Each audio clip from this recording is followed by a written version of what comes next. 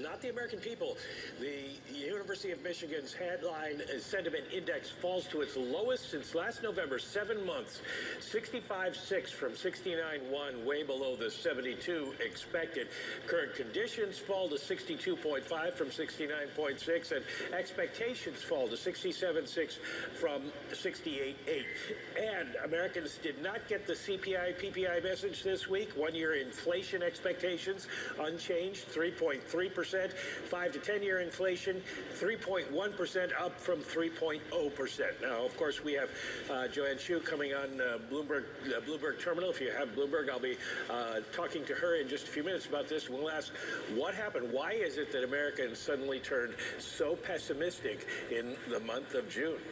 Well, you think about psychology, those feelings could start to inform their behavior. And we had this conversation yesterday. When does bad news become bad news? When should we start worrying about a growth rollover? Does this slightly get us closer?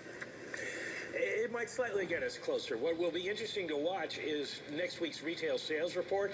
Did Americans pull back their spending in reaction, in line with their sentiment? Do they feel much more pessimistic about things? The other thing is, this is, of course, the preliminary index, and we'll get an update on the University of Michigan Sentiment Index later in the month.